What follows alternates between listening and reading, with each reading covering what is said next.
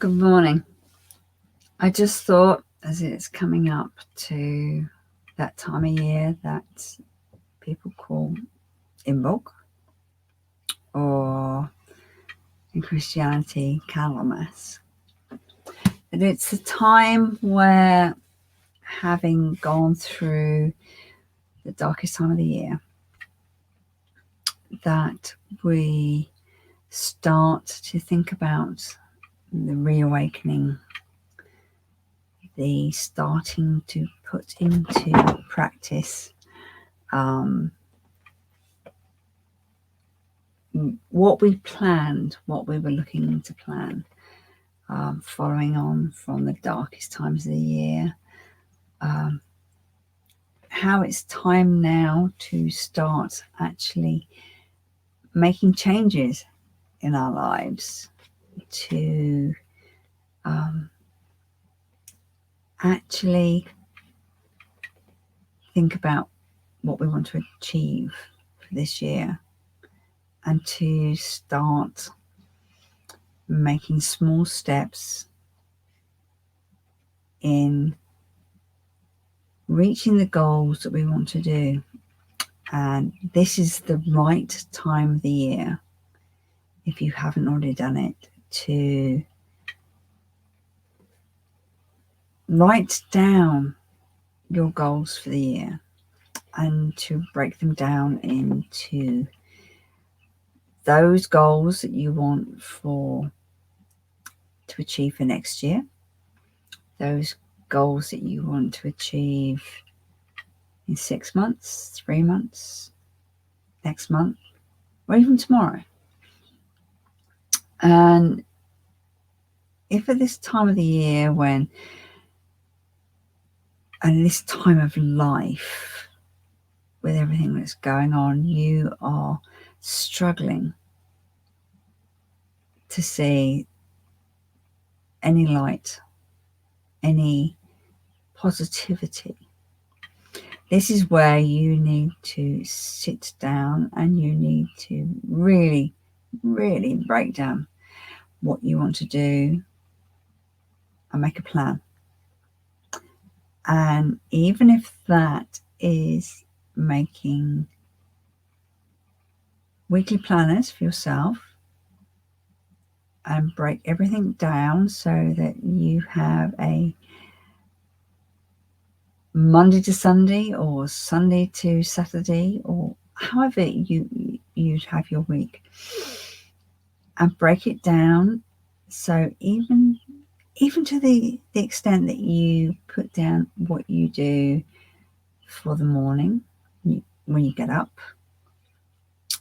making time for yourself. Maybe it's meditation. When you get up, you wake up, you get out of bed, you meditate, you focus on what you want to do for the day, then you get on with what you want to do for the day, whether that's go to work, or if you're working from home, sort out what you're going to do, or if you don't actually work now, what you want to do, whether you're studying, if you're not doing anything at all, go find something to study, go find something to build on, go find some classes that you can achieve, go reach out to other people, talk to people. This is the time for you to lay out your roadmap. And there are times when I have a big whiteboard next to me and I write down all the assignments I have got to be done when they're due. I also write on there things like when my daughter's piano lesson is. And I set an alarm so that goes off. So when I'm typing away and I'm researching, I don't lose track of time. You know, I sit in my little bubble here, which reminds me of my first student days. And I don't see the daylight go. I don't realize that time's gone by. I don't realize she's finished her online schooling. I have to set alarms. I have to set my phone. I have to set an alarm so that I can take my laptop downstairs and plug it in. So she has her piano lessons, which are online. And I write it all down on the board. I have my planner. And it is getting to that point now with lockdown where I'm seriously going to wipe this lot out. And I might even get another whiteboard and put it on the other side.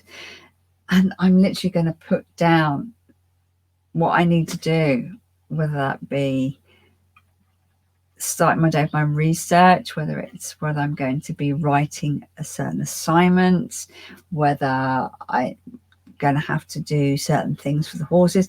I even forget that I need to phone up my stockist, poor Fiona. She gets a phone call later in the day going, "Oh my God, Fiona, I'm so sorry. I was supposed to phone you this morning and I didn't," because as she goes, "It's okay," because she's so marvelous. But my point is, in this current climate, it is so easy just to let everything drift, everything just go. It is so easy, especially with these very wet, horrible days, just to disappear in yourself, just to give in to the feelings of bleh. As you might have gathered, I have quite a few cats. They don't let me. They don't let me just spend my days going blah. They do. They come and just, if I try and hide in bed, they come and whack me on the head. They're quite happy to turn around and go, yes, you do, I know, yes. And they're very good at getting one claw and go straight on the nose. Yes, you do. And I have to plan my day. I have to plan my day because I have cats to feed. I have chickens to let out. I have horses and sheep that need feeding and medicating. I have, beyond the animals, I have a 14-year-old who needs to be got up in the morning, and I need to get my iPad out and give it to her and go, come on with your work. And on top of that, I am trying to do my degree. I'm trying to finish it. I have all the assignments I need to get in, and there are days when I'm just like, you know what? I don't want to do it. I can't be bothered. There are days when I'm going, my lecturers can't be bothered, so why should I be bothered? And then I remind myself, I'm doing this degree because I want to. This is my challenge. This is the goal. This is my goal. This is what I'm setting out to do.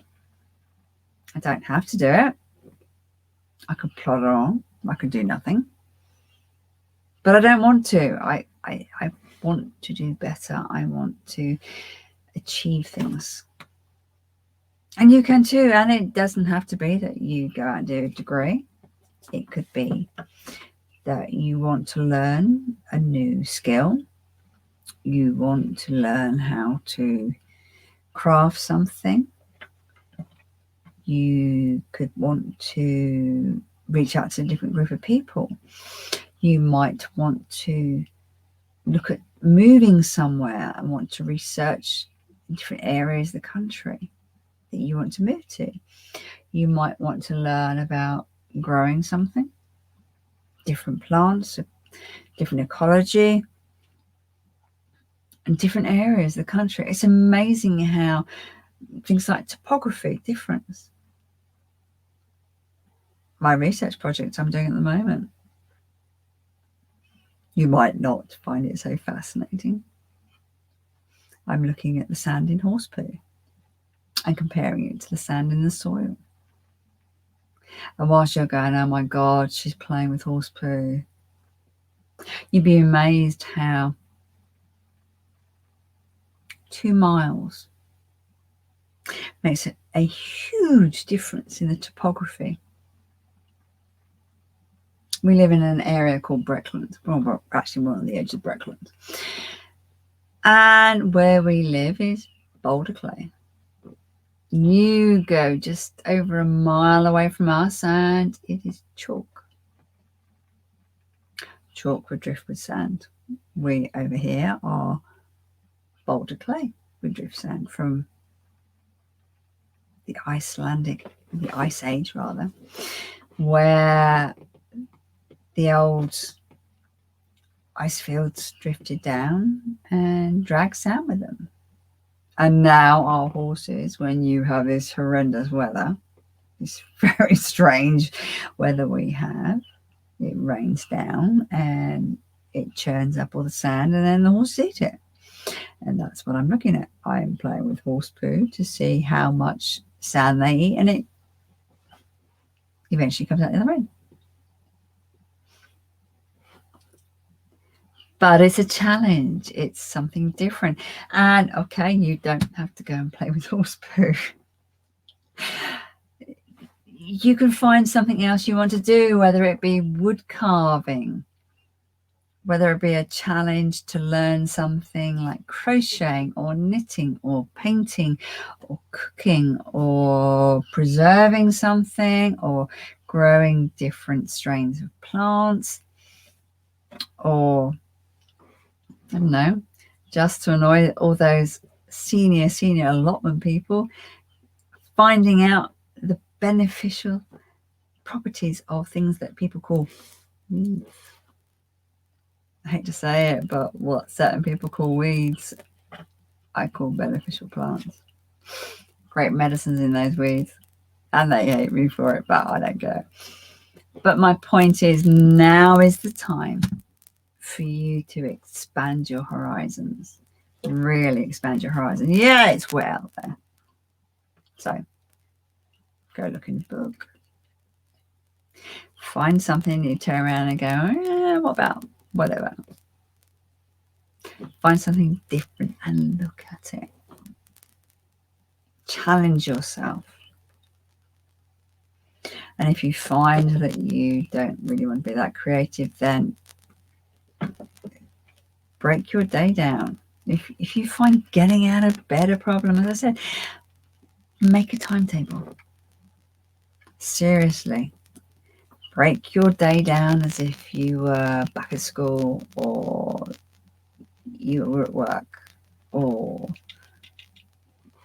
you need to be somewhere at a certain time. Break it down so that you set your alarm to get up at a certain time. And if you want a lie-in, we'll have a lie-in. Have a lie-in and say, right, I will get up at this time. And then make sure that you do things at a certain time, that you start to eat regularly, you start to eat healthily. You decide that if you need to eat healthily, that you will go at a certain time to go and get certain foods, or you order it online. That you make a purpose for yourself. And in that time, whether it be getting up, having your shower, having your breakfast, going to wherever to have certain points, whether that be going to see a certain person that you have to be at a certain time, or whether going to the greengrocers, or going to get your car sorted or your bike sorted. And then making time for you, that I will read something at this time. I will research something at this time. I will make time for myself as well. Whether that be time to meditate, time to fill in a diary. Gratitude diaries are brilliant. There's this big thing that if you're deliberately looking forward to filling a book, to express your gratitude at something, if you're looking to find the positive in something, positivity and negativity can't be in the plane at the same time.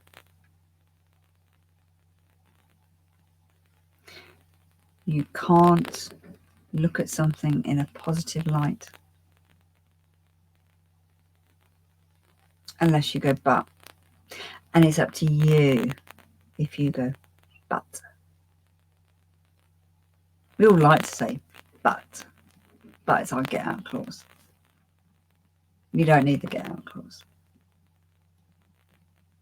You really do not need the get out clause. We all like it.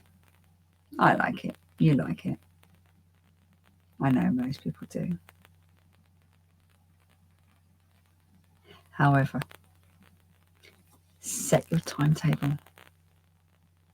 February the 2nd. That is the day of putting things into motion. So, start thinking about your goals.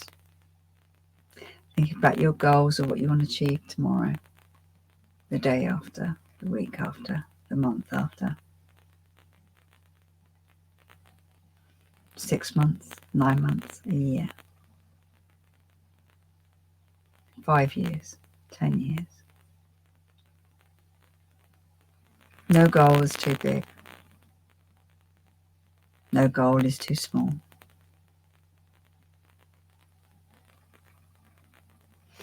Sit down. Sort your timetable out. Get yourself a book. Start writing down your goals. All of them. As my mentor Carl Greenwood says, vomit on a page. All of them. Go for it. Write everything down. Everything outlandish. And then sort them out. Sort them out into chronological order. And find out what you can achieve tomorrow. And the week after. And the month after. And possibly get yourself one of the diaries that where you can either twice a day fill out your gratitude diary, which is what I do, to improve positive thinking, or a goals diary where you set down what you want to achieve.